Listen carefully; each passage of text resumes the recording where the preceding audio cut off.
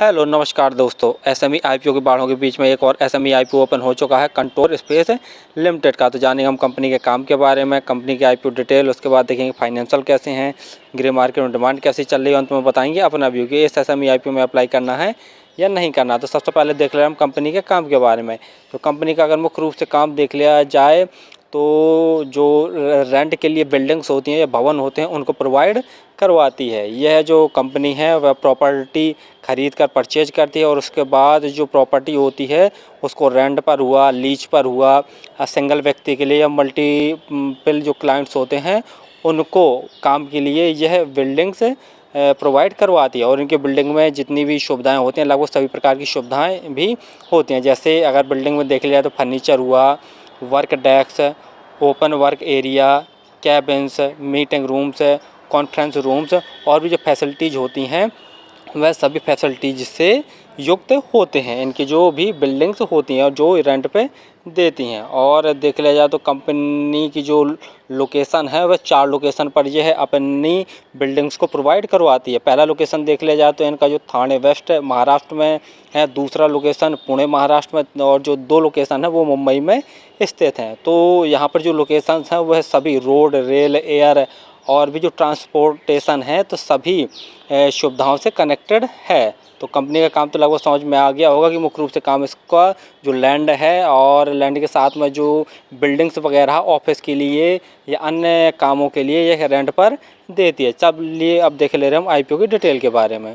IPO 27 सितंबर को open हो चुका और 3 अक्टूबर तक यह ओपन रहेगा। और जैसा देख रहे हैं जो प्राइस बैंड है 93 रुपये पर शेयर का प्राइस बैंड रखा गया। लॉट साइज देखते हैं तो 1200 शेयरों का एक लॉट है और टोटल इशू साइज देख ले रहे हैं एसएमई आईपीओ का तो 15.6 करोड़ टोटल इशू साइज रखा गया है।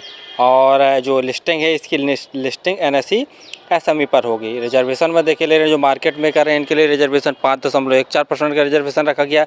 अदर्स के लिए लगभग 47% है और रिटेल भाइयों के लिए भी लगभग 47% का रिजर्वेशन रखा गया है।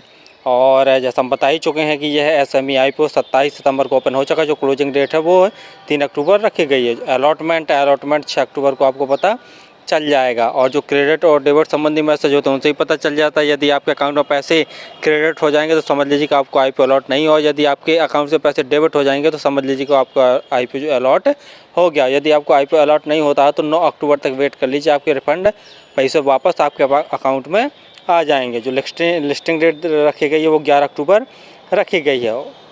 रिटेल कैटेगरी में आपको एक लॉट अप्लाई करने के लिए लगभग 1,11,600 रुपये खर्च करने पड़ेंगे। रिटेल कैटेगरी में मैक्सिमम आप एक ही लॉट अप्लाई कर सकते हैं। एचएनआई कैटेगरी में 2 लॉट अप्लाई कर सकते हैं। उसके लिए आपको 2,23,200 रुपये खर्च करने पड़ेंगे। पी देख ले रहे हैं तो 22.27 है। मार्केट कैप देखते हैं तो 57.47 करोड़ का है। आरओई देखते हैं तो 40.82% है। आरओसीई 31.19 यानी आरओसीई और आरओई बहुत दमदार हैं। जैसा हम बता ही चुके हैं कि किसी भी एसएमई आईपीओ का 20% से आरओई या आरओसीई ज़्यादा हो तो कंपनी सही मानी जाती है। डेब्ट ऑन इक्विटी देखते हैं तो 1.19% है। फाइनेंशियल देख ले रहे हैं, लेकिन फाइनेंशियल देखने से पहले आप हमारे चैनल को सब्सक्राइब कर लें ताकि आपको समय समय पर आईपीओ संबंधी जानकारी, शेयर मार्केट संबंधी जानकारी तथा एसएमई आईपीओ संबंधी जानकारी मिलते रहे। फाइनेंशियल में देख रहे हैं जैसा देखें जो ऑल अमाउंट्स हैं इन लैक्स में दिए हुए हैं। तो एसेट्स हैं साल साल बढ़ रहे हैं। रेवेन्यू की बात करते हैं तो मार्च 2021 में कंपनी का रेवेन्यू 390 लाख का था और 2022 में बढ़कर 403 लाख का टोटल रेवेन्यू हो गया है, यानी थोड़ा सा ग्रोथ देखने को मिला है। मार्च 2023 में देखते हैं तो काफ़ी अच्छा ग्रोथ देखने को मिला, 917 लाख का टोटल रेवेन्यू हो गया है, यानी साल साल काफ़ी अच्छा ग्रोथ देखने को मिल रहा है। प्रॉफिट आफ्टर टैक्स देखते हैं तो 2021 में कंपनी को लगभग 61 लाख का लॉस हुआ था।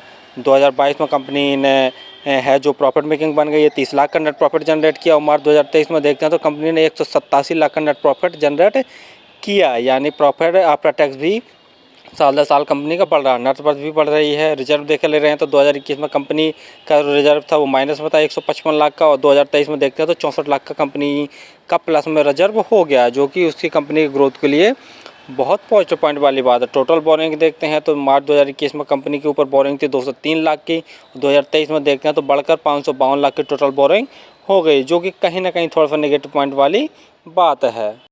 ग्रे मार्केट में डिमांड देखे ले रहे हैं तो 40 रुपये पर शेयर इसकी ग्रे मार्केट में डिमांड चल रही है। और जैसा देख रहे हैं कि ग्रे मार्केट में डिमांड इसकी घट के निकल के आ रही है। पहले 50 रुपये पर शेयर चल रही थी, अब 40 रुपये पर शेयर इसकी ग्रे मार्केट में डिमांड आज के दिन चल रही है। और 1200 शेयरों का एक लॉट है तो 40 गुणा 1200 करके देखते हैं तो लगभग 48,000 जैसा प्रॉफिट एक लॉट में दिखा रहा है, जो कि परसेंटेज वाइज लगभग 43-44% जैसा प्रॉफिट है। फाइनली हमने कंपनी का काम देखा, तो कंपनी का काम तो बहुत बढ़िया, जैसा जान ही रहे हैं कि जो ये लैंड होता है और बिल्डिंग्स वगैरह होती हैं उनको परचेज करके यह रेंट पर देती है ऑफिस वर्क के लिए या अन्य वर्क के लिए। तो काम तो कंपनी का बढ़िया, और जो लोकेशन एरिया, लोकेशन भी बहुत है सही स्थान पे है, तो काम तो इसका हमेशा चलते रहने वाला है। और देख ले रहे हैं कि जो इसका फाइनेंशियल है, फाइनेंशियल भी बहुत दमदार है। जैसे देख रहे हैं कि जो नेट सेल्स साल साल ग्रोथ देखने को मिल रही है, और प्रॉफिट आफ्टर टैक्स में भी साल साल ग्रोथ देखने को मिल रही है। और ग्रे मार्केट में डिमांड भी देख रहे हैं, तो उसमें भी लगभग 42-44% जैसा प्रॉफिट निकल के आ रहा है। तो जो भी देखा जाए तो एक रूप से ठीक ही है। तो फिलहाल तो मैं SME IPO में अप्लाई करूंगा, और यदि आप किसी भी IPO या SME IPO में अप्लाई करते हैं तो एक बार आप स्वयं का एनालिसिस जरूर कर लिया करें, और अपने रिस्क पर ही किसी IPO या SME IPO में अप्लाई किया करें। धन्यवाद।